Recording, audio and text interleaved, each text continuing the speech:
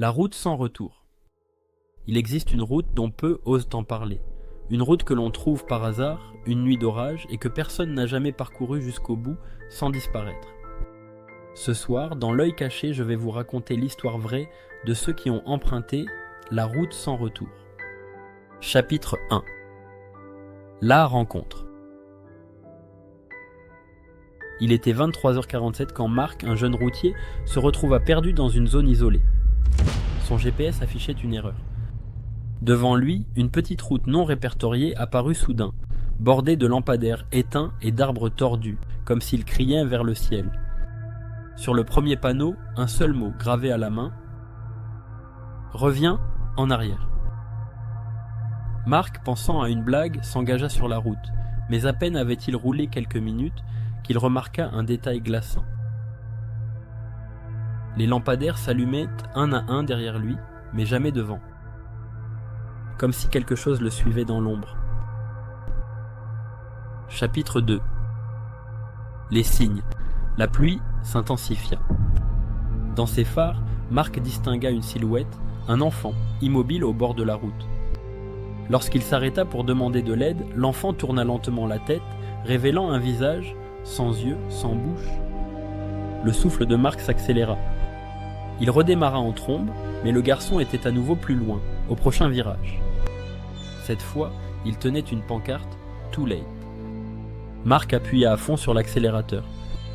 Pourtant, son compteur ne dépassait pas 40 km. Dans son rétroviseur, une lumière rouge apparut, comme des phares.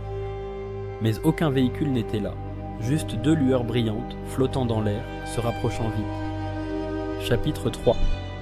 La maison. Après une éternité, Marc vit une petite maison éclairée au loin. Il s'arrêta tremblant et frappa à la porte. Une vieille femme lui ouvrit, un sourire figé, des yeux vitreux. « Vous ne devriez pas être ici », dit-elle dans un souffle. Derrière elle, une horloge murale était bloquée sur 23h47, l'heure à laquelle il avait pris la route. La vieille femme ajouta, d'une voix sifflante : « Ici le temps n'avance pas, mais il vous rattrape. »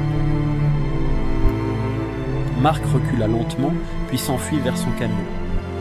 Mais lorsqu'il tenta de démarrer, la route derrière lui avait disparu. Juste un champ de croix planté dans la boue, portant toutes le même nom, Marc Lenoir. Partie 4, le dernier cri. Son camion se coupa net. Silence total. Puis, une main glaciale se posa sur son épaule et une voix chuchota à son oreille. « Tu es arrivé à destination ?» Marc hurla, mais aucun son ne sortit de sa bouche. Les lampadaires s'éteignirent un à un, l'obscurité l'engloutit. Le lendemain matin, les habitants du village voisin retrouvèrent son camion vide, moteur encore tiède. Sur le tableau de bord, une seule chose, un petit panneau en bois où il était écrit en lettres rouges : « Une fois sur cette route, on n'en revient jamais. » N'oublie pas de liker cette vidéo et de t'abonner. Merci.